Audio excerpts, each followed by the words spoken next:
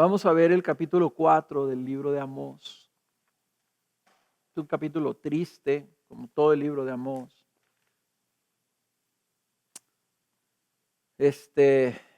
Y el título de este mensaje, muy sencillamente,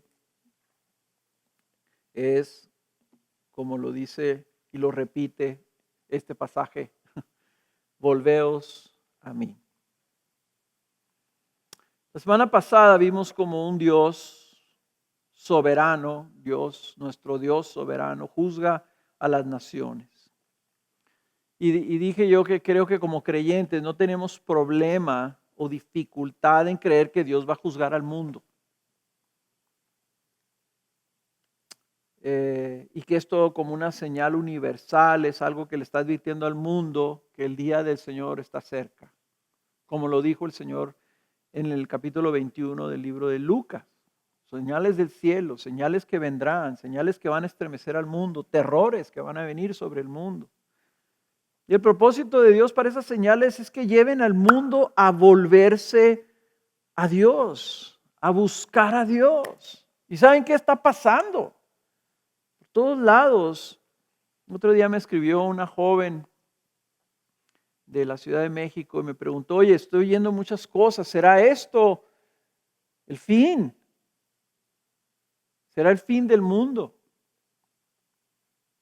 Bueno, la Escritura nos dice que estas son señales que apuntan al fin, que nos dicen que hay un Dios que va a juzgar al mundo. Pero el mundo está empezando a considerar que algo que usualmente nunca piensa. El mundo nunca piensa en el fin. Ahora sí está pensando en el fin. Gracias a Dios. ¿Verdad? Pero esto no significa que el mundo necesariamente esté buscando convertirse a Dios. Pero cuando menos eso es un temor sano que antes no había. Y sin una señal como esta, sin este tipo de cosas, el mundo simple y sencillamente seguiría viviendo igual. Alejándose cada vez más de Dios. Pero vimos la semana pasada que Dios también pone sus ojos sobre su pueblo. Y si ha de juzgar al mundo, vimos con más razón ha de juzgar a su pueblo, a quienes ha escogido como herederos de la vida eterna. Y esto es más difícil para nosotros poderlo conciliar, ¿verdad? Porque tenemos el Evangelio de un lado que nos informa que por el sacrificio sustitutorio de Cristo hemos sido librados de la ira y del juicio de Dios. ¿Cómo puede Dios juzgar a sus hijos amados? A quienes los ha escogido precisamente para librarlos de su ira. Sin embargo, la Biblia en el Antiguo Testamento y en el Nuevo Testamento está llena de graves advertencias que nos deben llevar a gran sobriedad y temor de Dios. Un temor reverente, un temor que nos lleve a inclinarnos delante de Él, un temor que nos lleve a decir, Señor, ¿cuál es tu voluntad? Reconociendo que nadie puede engañar a Dios. Y nadie puede, diciéndose hijo de Dios, vivir tolerando el pecado y la indiferencia del pecado en su vida. Ahora, ese tiempo de sobriedad, hermanos, nosotros tenemos que abrazarlo con mayor intensidad. He estado viendo, ¿verdad?, lo que ponen a veces algunos vecinos, algunos familiares en las redes sociales, ¿verdad? Y está lleno de memes, de chistes, de ligereza por todo esto que está sucediendo, ¿no? Y la pregunta es si ese debe de ser la actitud que nosotros asumamos, si tenemos temor de Dios. Yo creo que a la misma vez hay gente que está poniendo teorías de conspiraciones y cosas escandalosas y política y comunicando, ¿verdad?, de los errores de unos y los errores y las faltas de otros y lo que no hay y lo que se va a venir y las cosas terribles que pueden suceder. Y yo no encuentro mucha gente que está hablando sobre sobriedad, sobre duelo. Vimos la semana pasada que Dios permite y ordena pruebas de fuego para que su iglesia sea purificada y para que su iglesia sea fortalecida. En otras palabras, el Señor corrige y disciplina a su iglesia para que crezca en santidad y produzca más fruto. Y eso es una cosa seria.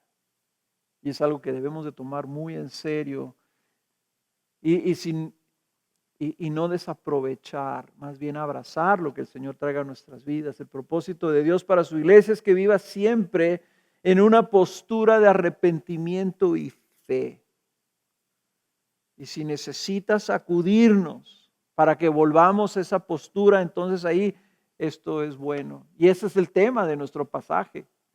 Lo que quiere el Señor, y vamos a ver que la expresión de volveos a mí, volved a mí, vuélvete a mí, es volver a la postura de arrepentimiento y fe. Y hoy vamos a ver que Dios en su amor usa la disciplina para llamar continuamente a su pueblo al arrepentimiento y a la fe. Así que vamos a ver ahí en el capítulo 4, la primera parte, el primer punto, la primera sección, del versículo 1 al versículo 5. Vamos a leer Amós. Dice así: oíd esta palabra, vacas de Basán, que estáis en el monte de Samaria, las que oprimís a los pobres, quebrantáis a los menesterosos, y decís a vuestros maridos: traed ahora para que bebamos. El Señor Dios ha jurado por su santidad. He aquí vienen sobre vosotros días en que os llevarán con garfios y vuestro remanente con anzuelos. Saldréis por las brechas una tras otra y seréis expulsadas al Armón, declara el Señor. Entrad en Betel y pecad. Multiplicad en Gilgal las transgresiones. Traed vuestros sacrificios cada mañana, vuestros diezmos cada 3 días. Ofreced también pan leudado en ofrenda de gratitud y proclamad ofrendas voluntarias. Dadlas a conocer, puesto que así os place, hijos de Israel, declara el Señor Dios. Esta profecía en el capítulo 4 empieza con un tono irónico de Dios. Pone a las mujeres acomodadas de Israel y les llama vacas de Basán. La zona de Basán es la zona ganadera del norte de Israel, donde hay pastizales, donde es verde, donde hay árboles, donde los montes son muy hermosos. Al norte del mar de Galilea, esa sección son áreas prósperas, no como Jerusalén, que está en medio del desierto. Entonces allá las vacas son gordas. Las vacas en el desierto son flacas. Allá no hay más que chivos y borreguitos que la pasan ahí comiendo hierbitas en el desierto, poquito que consiguen. No, acá hay vacas. Y les llama vacas gordas que disfrutan de los mejores prados, pero que oprimen a los pobres y a los menesterosos. El Señor las está viendo y está diciendo: ustedes están aquí bien a gusto, comiendo hasta la gordura. Dice, pero esa prosperidad que ustedes tienen, en lugar de producir generosidad, produce abuso y opresión contra los pobres y los menesterosos. Y es algo donde le está diciendo, ¿verdad? Que ellos inclusive dice y le dicen a sus maridos, hey, trae provisión, trae algo, trae vino para que bebamos y hagamos fiestas.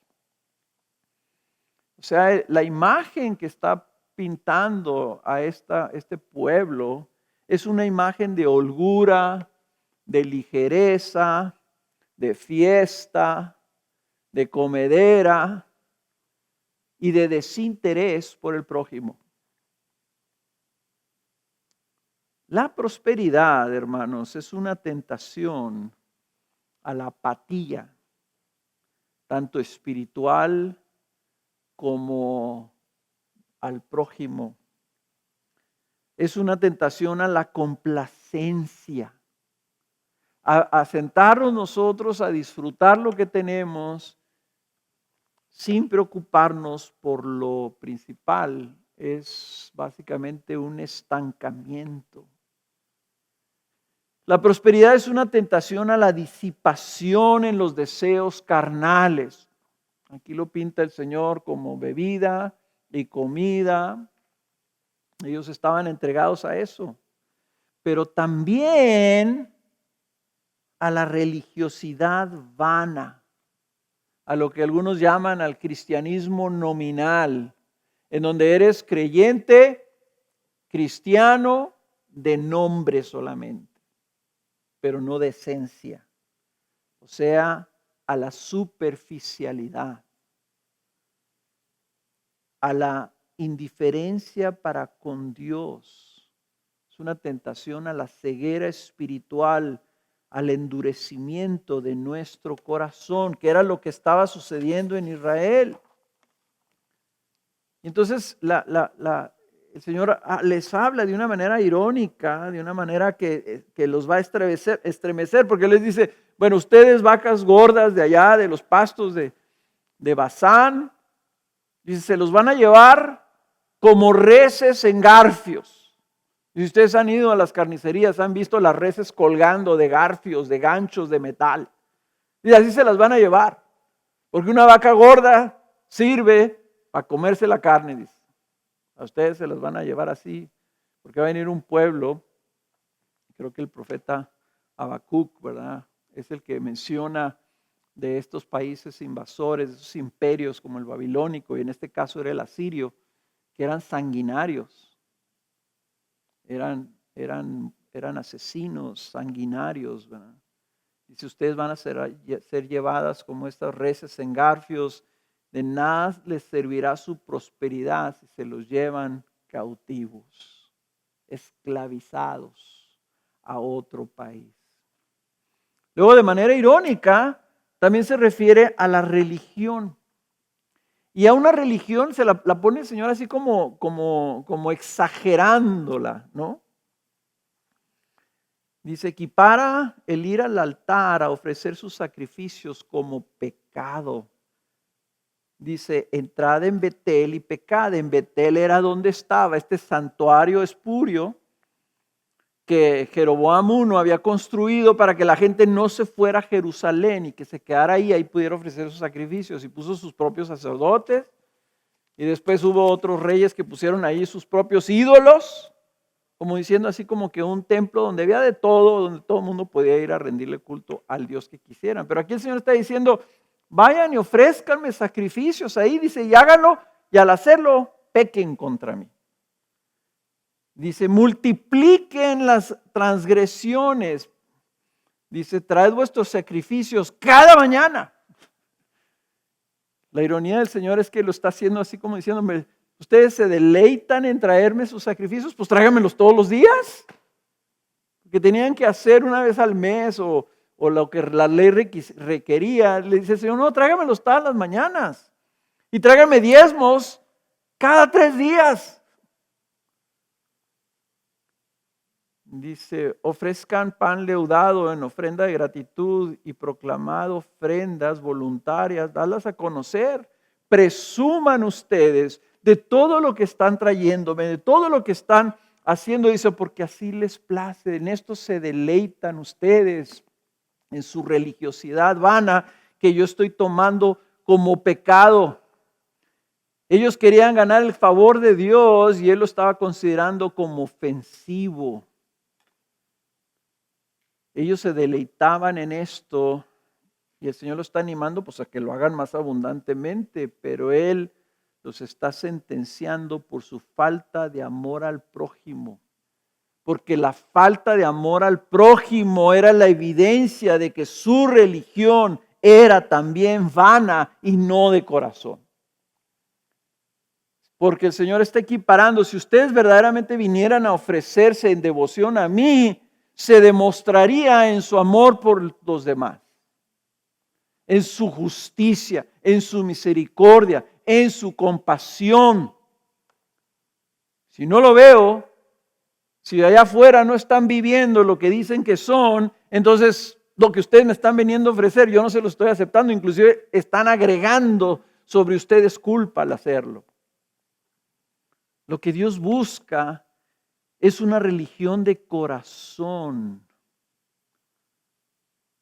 Ellos estaban confiando que Dios estaba contento con ellos y que por eso tenían prosperidad, que su prosperidad se debía a su religiosidad. Mira cómo nos está bendiciendo Dios, pues vamos a llevarle más ofrendas para que nos bendiga más. Pero la realidad es que el Señor detestaba su actitud. El Señor no quería más ritos ni más ofrendas. Lo que quería es que ellos lo buscaran a Él por lo que Él es, por lo que Él dice, por lo que Él representa para nosotros. Hermanos, yo creo que una de las cosas que el Señor está trayendo a la iglesia en este tiempo es cuidado con un cristianismo nominal, con un cristianismo ligero, con un cristianismo a medias, con una devoción tibia. El Señor lo que quiere es que su iglesia lo ame y se entregue a Él de todo corazón. El primer mandamiento es: amarás al Señor tu Dios con todas tus fuerzas, con toda tu mente, con todo tu alma, con todo tu corazón, con todo. Y nuestro Dios, no porque, con más razón, porque ha venido Jesucristo, espera eso de su pueblo. Si nos mandó a la casa, tal vez sea para librarnos de ofenderlo, de venir por religiosidad y no por amor y no de corazón.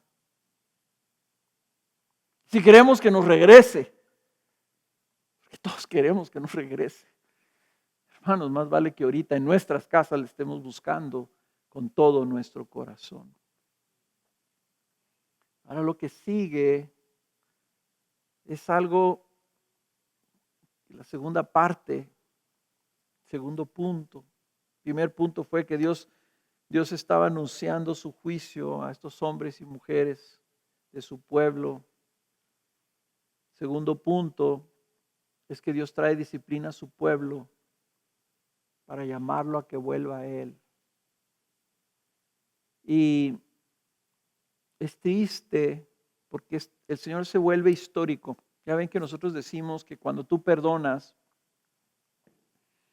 no debes volverte histórico, ¿verdad? Ya perdonaste algo que sucedió hace 5 años y entonces no debes, la persona vuelve a pecar contra ti y le vuelves a recordar lo que, no, y acuérdate que hace 5 años, oye, espérame, pero eso ya me lo habías perdonado. Pero el Señor se vuelve histórico aquí. Y les recuerda lo que ha sido su historia con Él. Aquí la cosa es que se vuelve histórico porque ellos, con todo lo que el Señor les hizo, con toda la disciplina que les trajo, no se arrepintieron. Pues miren Miren cómo está esto. Y esto es algo que cuando yo lo leí la primera vez me partió el corazón, porque así somos nosotros. Miren el versículo 6, voy a leer del 6 al 11.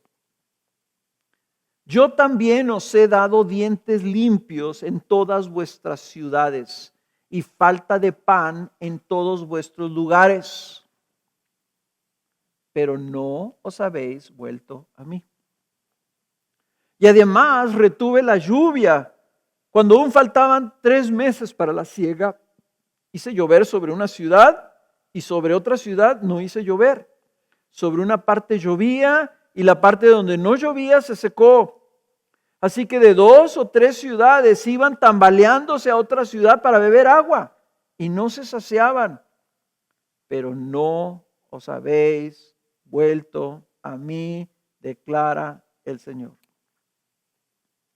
Os herí con viento abrasador y con añublo, y la oruga ha devorado vuestros muchos huertos y viñedos, vuestras higueras y vuestros olivos.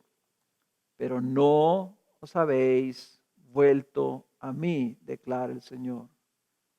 Envié contra vosotros una plaga, como la plaga de Egipto. Maté a espada a vuestros jóvenes junto con vuestros caballos capturados, e hice subir hasta vuestras narices el hedor de vuestro campamento, pero no os habéis vuelto a mí.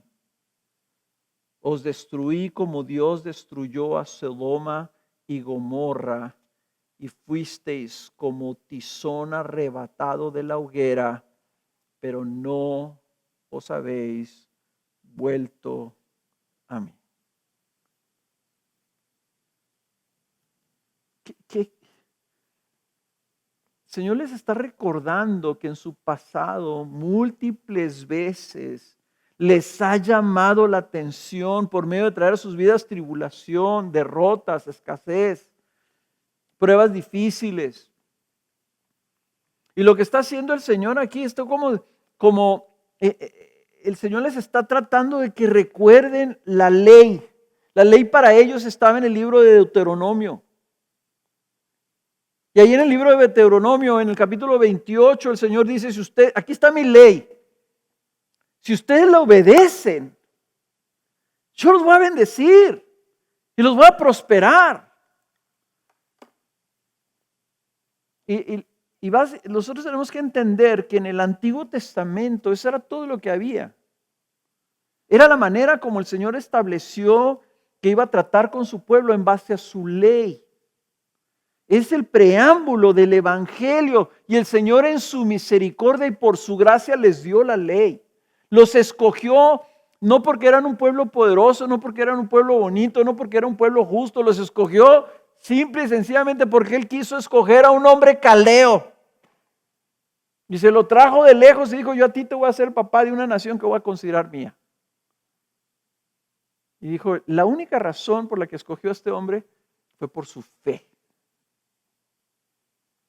Por la fe lo consideró justo y fue Abraham el padre de los judíos, el padre del pueblo de Israel.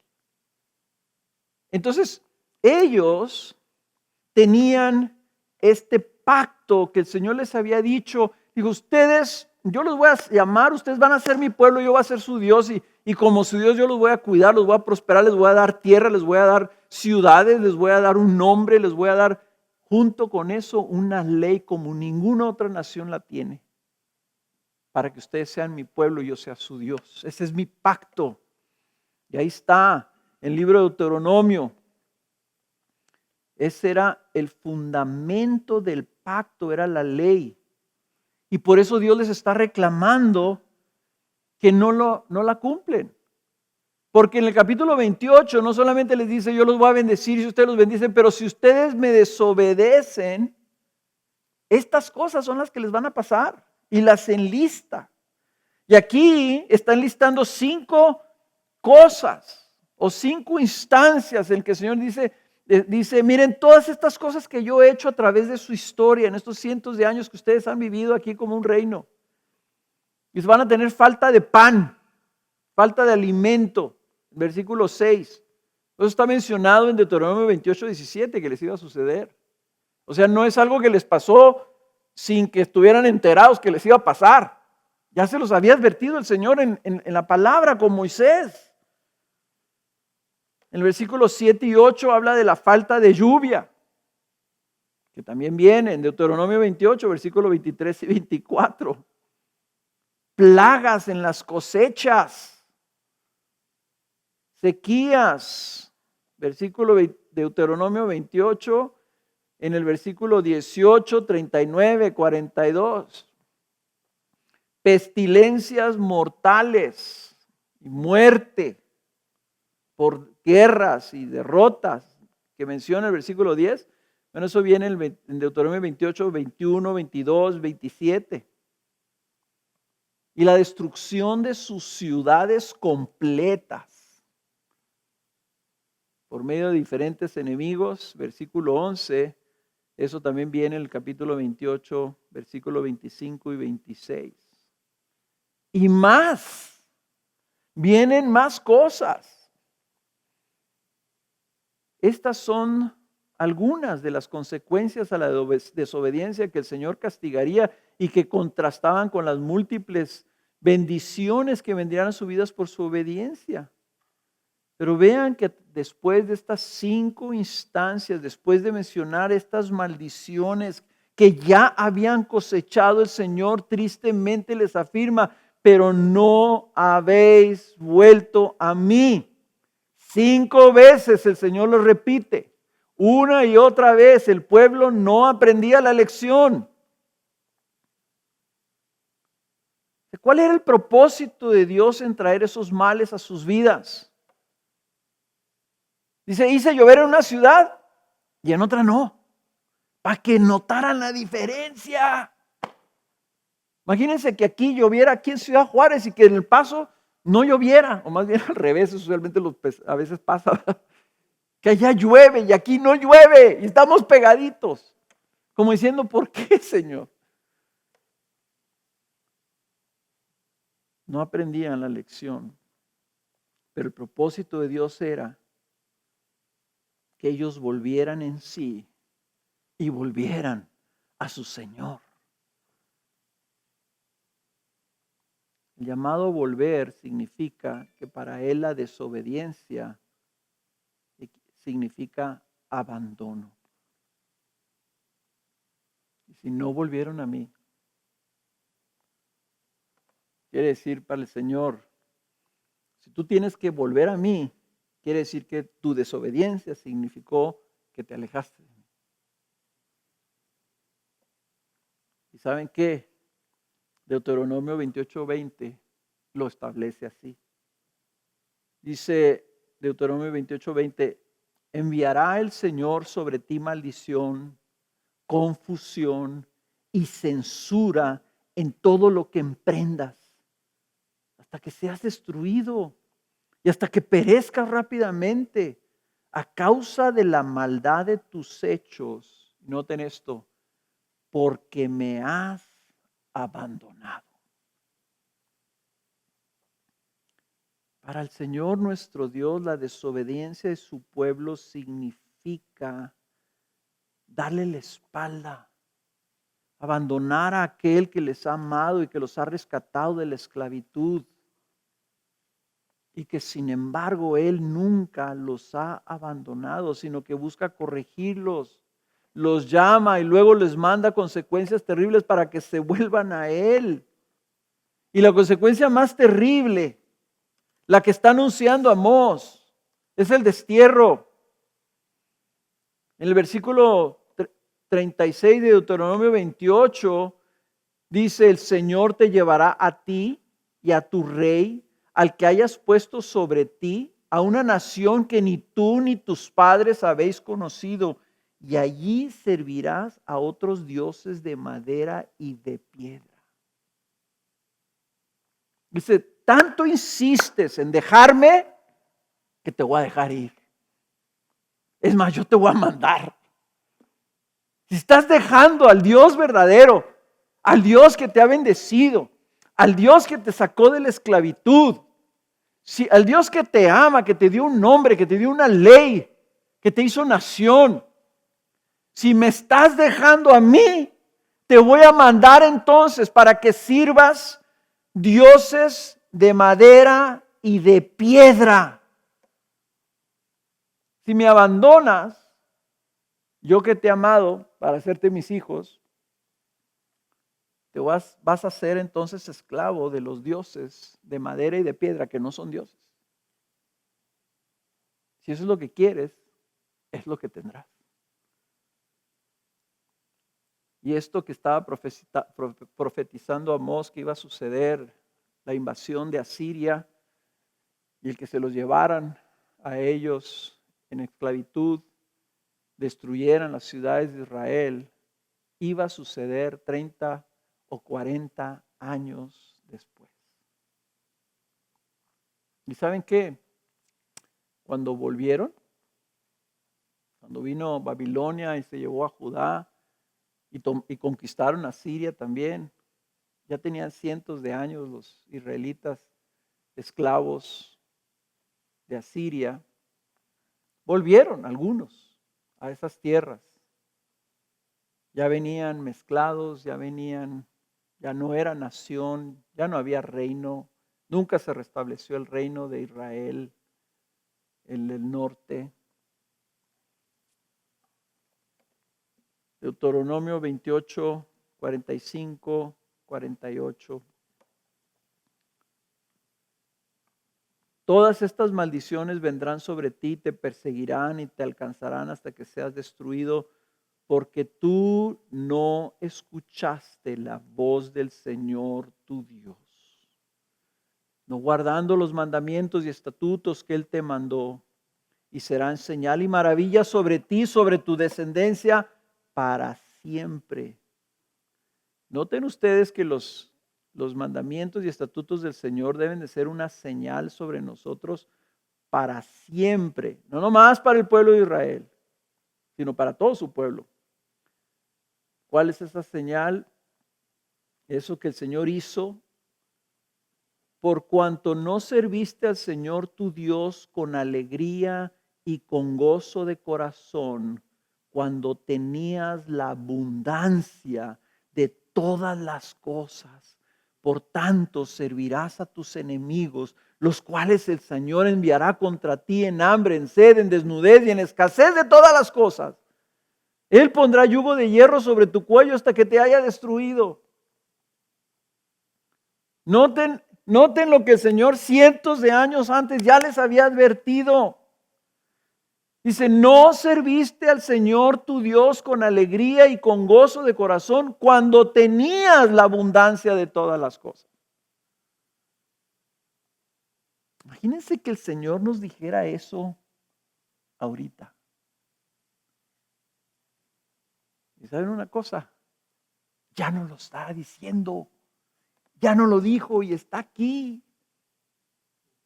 Para siempre. La señal está escrita. Y nosotros aquí en la iglesia del occidente, porque la verdad de las cosas es que México no somos un país rico, pero yo les digo a mis hermanos de Cuba, ir a cualquier supermercado de México, para ellos, esto es el paraíso. Aquí tenemos de todo. Tenemos de todos los tipos de comida y de la mejor del mundo. Mares y montañas y campos y minas y ríos y lagos. Decía, creo que fue Abelardo el que decía que escuchó de nuestro amigo Alexis, creo que fue, o no sé dónde lo escuchó, que dijo, ahorita el mundo puede estar experimentando o va a experimentar lo que países como Cuba o Venezuela o África, el continente africano, muchos países allá experimentan todos los días de su vida.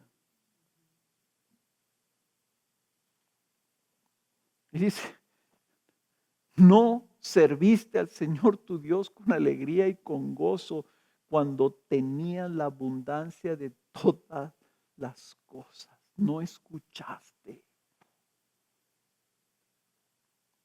Yo creo que esto que está pasando, hermanos, viene de manera particular a la iglesia y a los países, o la iglesia de los países prósperos como nosotros.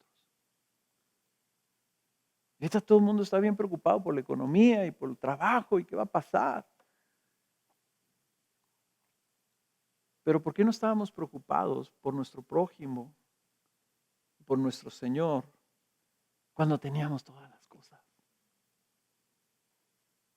Cuando no solamente teníamos prosperidad material, sino teníamos prosperidad en términos de reunirnos, de recursos, libros que podíamos comprar y leer, grupos donde podíamos ser estimulados, entrenamientos, equipamientos, etcétera.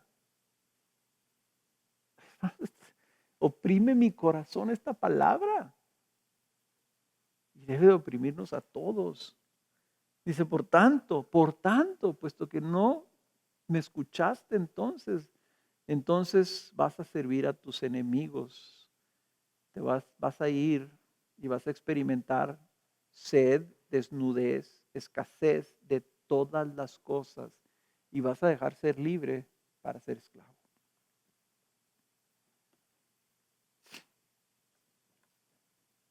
Lo triste es que aún el exilio tan terrible y espantoso que dice el Señor en el versículo 28-34 de Deuteronomio los iba a volver locos. Tenía la intención de hacerlos volver a Él. Hasta el exilio era para que volvieran a Él. Ahora estamos hablando de volver a Él y tenemos que ver esto. Esto sería mi tercer punto. ¿Qué significa volverse a Él? ¿Qué quería el Señor de su pueblo? Pues volverse a Él significa que su pueblo debía regresar. La palabra significa regresa de donde te has ido. Para Él, como dije ya, la desobediencia de su pueblo significaba que lo habían abandonado. Entonces el pecado, hermanos, la desobediencia no es solo una desviación del camino correcto, del camino trazado por Dios. No solamente que nos desviamos, sino que es desechar a aquel que marcó el camino. Entonces lo primero que tenemos que notar, cuando el Señor dice, no habéis vuelto a mí, está hablando de un llamado de volver a Él. Es un llamado que subraya, enfatiza, tiene que ver con una relación personal. Tenemos que ver nuestro pecado como no como la lo voy a poner de esta otra manera. Tendemos a ver nuestro pecado como la violación de una norma, como una mala conducta, casi de manera impersonal. Y decimos cosas así, no, pues hice algo, yo sé que hice algo que está mal, Bueno, yo sé que esto no está bien, pues yo sé que la regué, decimos aquí los mexicanos, ¿verdad? Me equivoqué, pero no estamos viendo nuestro pecado como algo personal. Ustedes, es muy fácil entender que el pecado es personal si tú ves el adulterio, ¿verdad? Si un esposo comete adulterio contra su cónyuge y le dice a su cónyuge, no, pues yo sé que la regué, pues yo sé que me equivoqué, pues yo sé que hice algo malo, ¿verdad? Pero pues perdóname. El cónyuge no va a decir, no, pues sí, está bien, te equivocaste, tu conducta fue la incorrecta, pero está bien, no pasa nada. ¿Qué le va a decir el cónyuge? Le va a decir, espérate, esto es una cosa tremendamente personal. Destruiste mi vida. Me abandonaste. Bueno, qué curioso que los profetas enfatizan precisamente eso. profeta Jeremías en particular, Ezequiel también habla del adulterio espiritual. Y cuando nosotros amamos otras cosas más que a Dios, cuando amamos al mundo más que a Dios, estamos cometiendo adulterio. El Señor lo toma personal. Para el Señor el pecado es una traición personal de aquellos que Él había amado, que Él había rescatado de Egipto para que fueran de Él.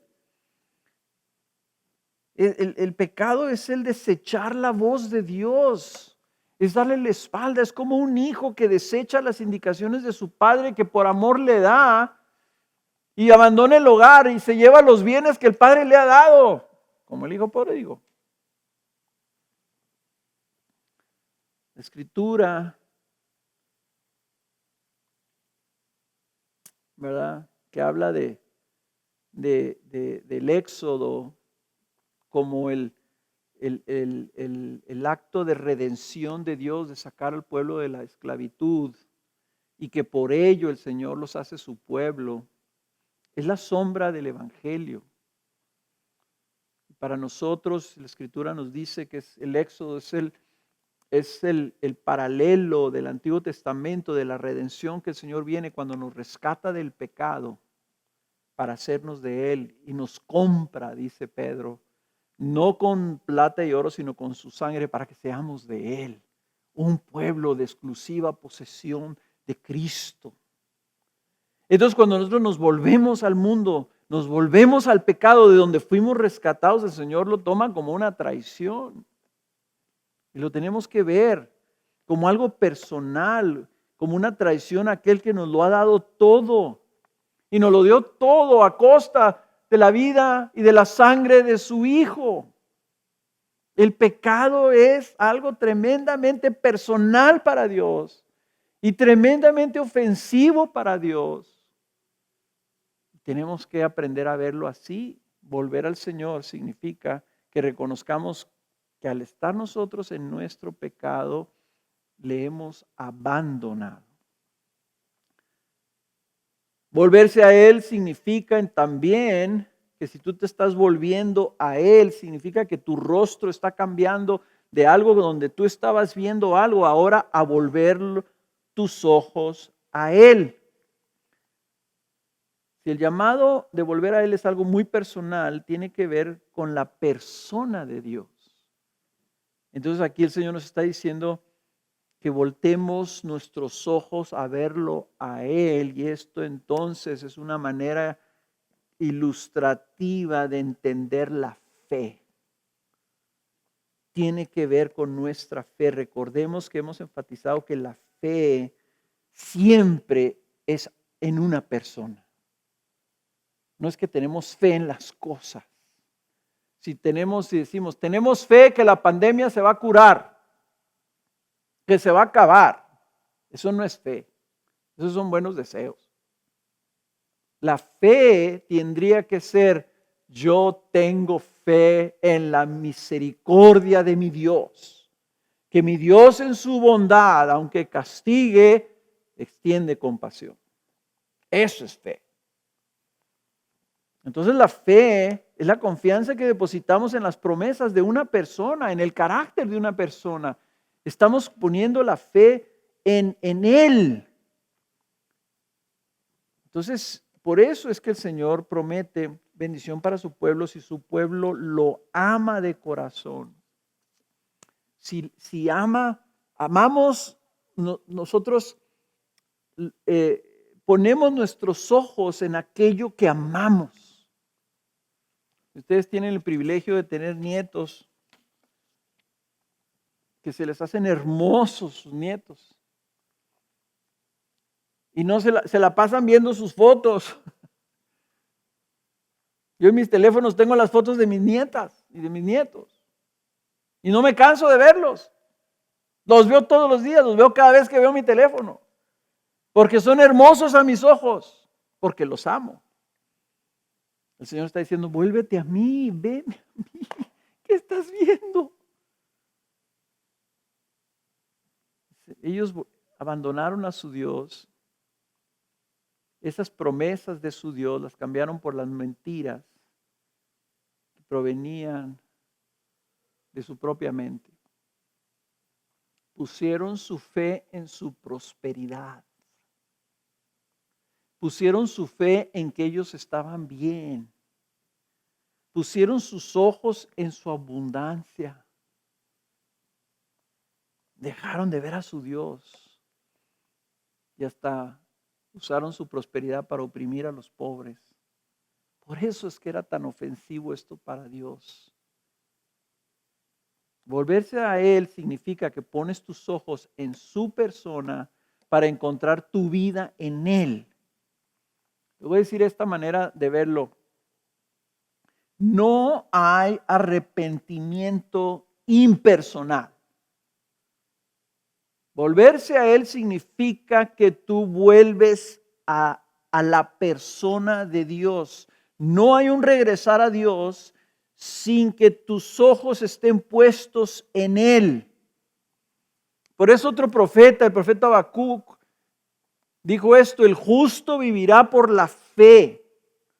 El pueblo de Dios camina viendo a su Dios en una relación personal. Por eso aquí, hermanos, mi exhortación ha sido: no vean la pandemia. Oye, pues que tenemos que orar para que se pare la pandemia. Sí, pero no oremos por la pandemia sin poner nuestros ojos en Dios y decirle: Señor, ¿qué es lo que tú quieres? ¿Qué es lo que tú dices?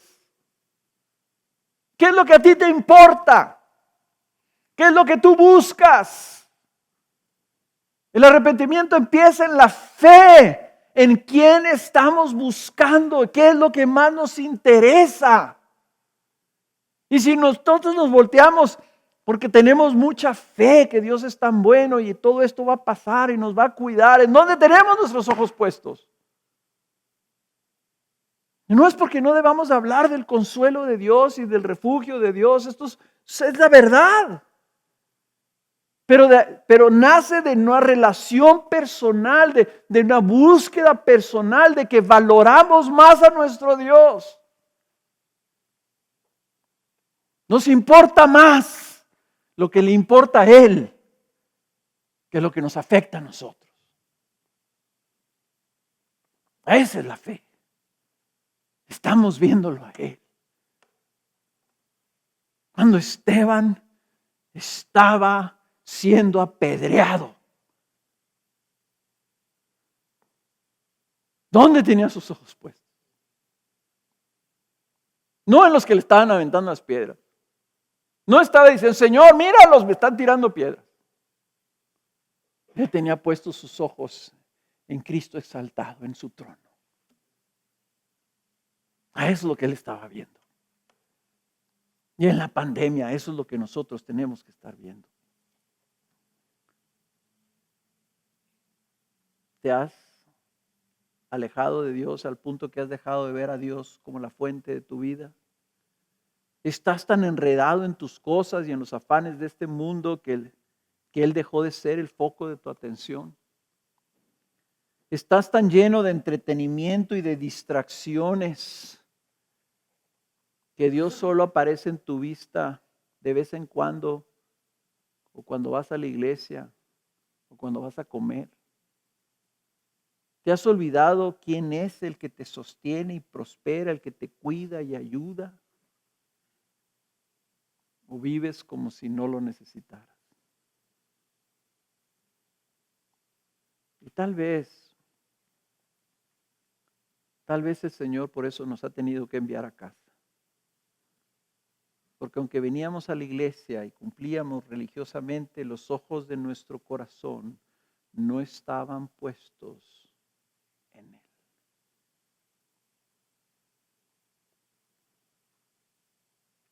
Tercera cosa que significa el volverse a Él es que obviamente necesitas abandonar el camino que te aleja a Dios y emprender el camino que te acerca a Dios. Acuérdate del hijo pródigo que ahorita mencioné. Su arrepentimiento empezó cuando dice que él volvió en sí. Como que dijo: pues ¿qué estoy haciendo aquí? Dijo: pues ahí en la casa de mi padre ellos comen, yo acá no como. Pues voy a ir con mi padre. Creyó que su padre sería tan bueno que le permitiría ser uno de sus trabajadores. Creyó eso, pero ¿qué fue lo que hizo? Se puso de pie y caminó a casa de su padre. O sea, la fe te lleva al movimiento.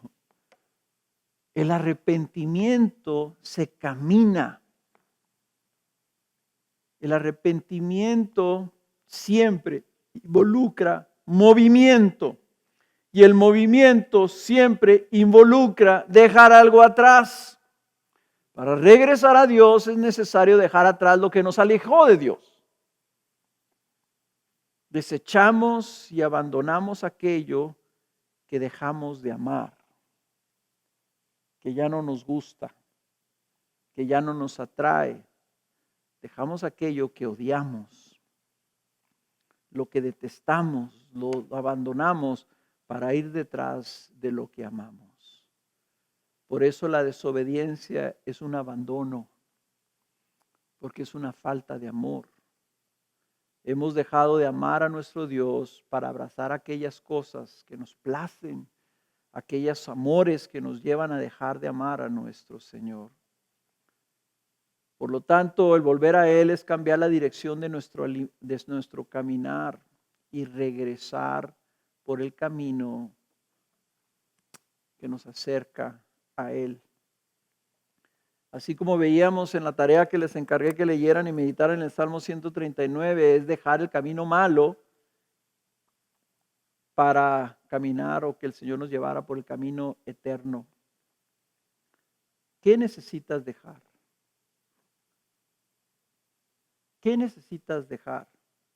Y tenemos que pensar no solamente en cosas, hay que pensar también por tal vez tengamos que dejar la pereza, la comodidad.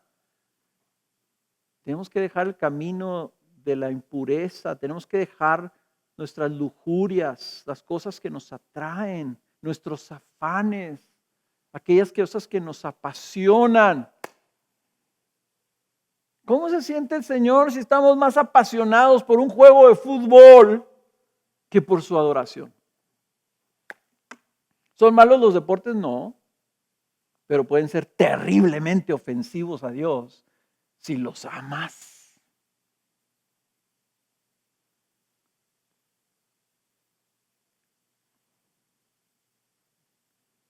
¿Qué tienes que dejar? Tu afán por las riquezas. Hace muchos años alguien me recomendó que hiciera una inversión y me di cuenta y dije, no, pues está bien. No, mira, deposítalo aquí a lo largo del plazo, del tiempo, esto se va a multiplicar, este es otro, ¿verdad? Y tenía que ver con el mercado. Y el mercado sube y baja todos los días.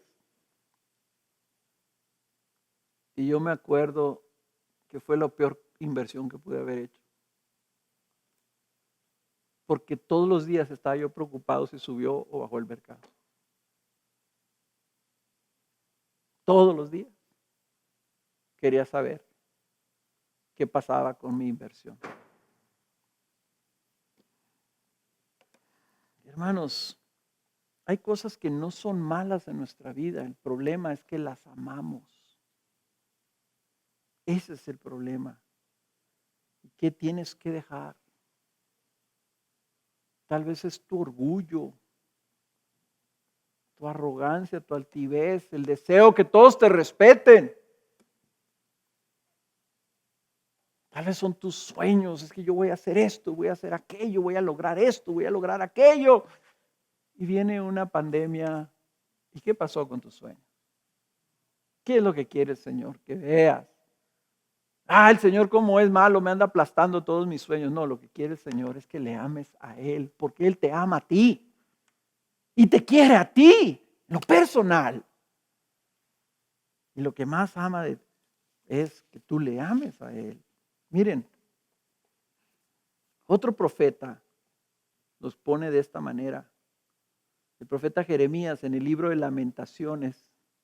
El libro de Lamentaciones es uno de los libros más tristes que hay. Un libro cortito, pero está lleno de lágrimas. Él se lamentaba por el pueblo, pero también lo animaba. Y unos pasajes más hermosos que hay en la Biblia están en Lamentaciones. Y dice Lamentaciones 3:31, porque no rechaza para siempre el Señor.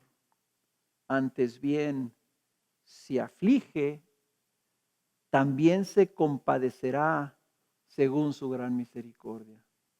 Porque Él no castiga por gusto, ni aflige a los hijos de los hombres. Y luego en el versículo 39 dice esto, ¿por qué ha de quejarse el ser viviente? ¿Cuántos no se estarán quejando por la pandemia? Sea valiente frente a sus pecados. Examinemos nuestros caminos y escudriñémoslos y volvamos al Señor. Alcemos nuestro corazón en nuestras manos hacia Dios en los cielos. El lamento del Señor es que su pueblo no se había vuelto a Él. Y su lamento es porque tenía compasión. Y vemos su paciencia que una y otra vez les llama la atención y no responde. El Señor nos llama muchas veces la atención y no respondemos. Pero el Señor nos rechaza para siempre y si nos aflige, también se compadecerá de nosotros si nos volvemos a Él en una actitud de fe y de arrepentimiento. Y la expresión aquí que se me hace hermosa como Jeremías lo pone, es que levantemos nuestro corazón en nuestras manos hacia Dios en los cielos. Aquí estoy, Señor. Aquí está mi corazón, aquí están todos mis sentimientos, aquí están todos mis pensamientos, mis deseos. Aquí está el Señor, son para ti. Ese es el arrepentimiento. No, el Señor no espera acciones de religiosidad, ritos, actos, ¿verdad? No espera un cambio de conducta principalmente. La corrección no es corrección de conducta, es redirección del corazón que traerá como consecuencia un cambio de conducta. Y la conducta mala nos muestra que el corazón está en otro lado que debe de estar. Pero si nosotros nos concentramos que ya no voy a hacer esto, ahora voy a hacer esto otro, entonces nomás estás cambiando tu conducta, pero tu corazón tal vez siga en el lugar equivocado. Por eso Jeremías dice, toma tu corazón y levántaselo al Señor. Ahí es donde está el arrepentimiento.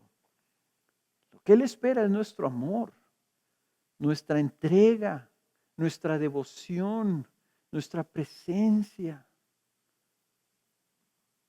Eso es lo que Él está buscando. Arrepentimiento genuino. Al final termina el capítulo y termina triste, lamentable, como una advertencia. Versículo 12 y 13. Esta es la conclusión del capítulo. Por tanto, así haré contigo, Israel. Voy a castigarte. Puesto que no has vuelto a mí, voy a castigarte. Dice, y porque te he de hacer esto, prepárate para encontrarte con tu Dios, oh Israel. Y luego viene un himno. ¿Quién está diciendo esto? ¿Quién está diciendo a Israel, prepárate para encontrarte con tu Dios? Dice, pues he aquí, el que forma los montes, crea el viento y declara al hombre cuáles son sus pensamientos. El que del alba hace tinieblas y camina sobre las alturas de la tierra, el Señor, Dios de los ejércitos, es su nombre. Mira quién le está hablando a su pueblo. Un Dios que no puede ser engañado, porque es el soberano creador. Si no volvemos a Dios cuando Él nos disciplina, entonces nos vamos a encontrar con Él, pero en juicio, con ese Dios. Si no nos volvemos a Dios cuando Él trae corrección, porque lo vemos limitado, lo vemos, sí, pues es que Dios es compasivo, es clemente, nos va a cuidar, no nos va a pasar nada. Pero mira el que está hablando, ¿quién es? Es el creador de los cielos y de los montes. Es el que sabe los pensamientos internos del hombre. Es el que puede hacer de la luz de la mañana tinieblas. Es el que camina sobre las alturas de la tierra y está viendo todo desde arriba. Es el Dios de los ejércitos. Por eso es que el Señor no va a ser conformado, no se va a contentar con medios arrepentimientos, con un arrepentimiento que sea catalogado, como decimos los mexicanos tristemente, con la famosa frase de más o menos, ahí la llevo, o es todo el corazón, o te vas a encontrar con tu Dios.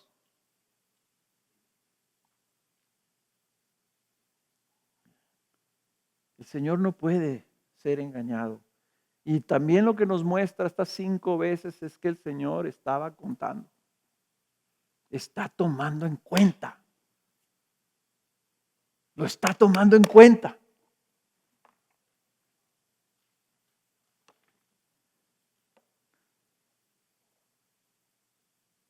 Y esto, hermanos, por favor, que nadie piense, porque yo así pensaba, lo confieso, que Israel, decimos, híjole, cómo eran cabezones los judíos.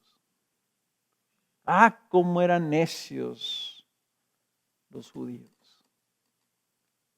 Hasta que el Señor una de estas noches, pidiéndole, Señor, muéstrame mi pecado, el Señor me dice, tú eres Israel. ¿Y qué pasó con Israel? ¿Se fueron al destierro? Ya nunca volvieron a ser iguales. Pero ve la misericordia de Dios. Después de esto, más de 500 años después, apareció un hombre que vivía en Israel. Vivía allí cerca de Samaria, en Nazaret. Era Galileo. ¿Y dónde pasó el Señor 3 años predicando? Ahí, en ese territorio. ¿Dónde le habló y le dio a comer a las multitudes? Ahí en Basán. Donde venía toda la gente ahí a la casa de Pedro, donde sanó a la suegra de Pedro. Ahí está, exactamente ahí. Sus primeros discípulos fueron galileos. Ese territorio que se había destruido, ahí escogió el Señor ir. Pero ¿qué pasó? Que ahí donde brilló la luz, esos mismos judíos gritaron, crucifícalo. Al punto que 70 años después, 40 años después de la muerte del Señor, Jerusalén, todo fue destruido. Y los judíos fueron exiliados, desterrados de su tierra por 1900 años. O sea que no aprendieron la lección, ni con el exilio, ni con la misericordia de tener a Cristo en su casa. Y esos podemos ser nosotros también. Que lleguemos al cielo con las manos vacías, porque no aprendimos la lección. Eso sería muy triste, hermanos. Todas las advertencias de la Biblia, los profetas, debemos tomarlos muy en serio. No hay lugar para ligereza en nuestra fe. Hermanos, estos no son tiempos de ligereza. Estos son tiempos de sobriedad, de duelo y de entrega total. Porque si no aprendemos la lección, ¿qué más tendrá que hacer el Señor para corregir a su iglesia de su indiferencia, de su apatía, de su superficialidad, de su arrepentimiento parcial, de su falta de amor a Dios y de su falta de amor al prójimo. Termino con esta cita, 1 Corintios capítulo 10, versículo 11. Hablando Pablo de todas estas cosas que les pasaron en los tiempos antes. Miles de años hace que pasó esto. Y dice el apóstol Pablo, estas cosas le sucedieron como ejemplo y fueron escritas como enseñanza para nosotros, para quienes ha llegado el fin de los siglos. Por tanto, el que cree que está firme, tenga cuidado, no sea que caiga.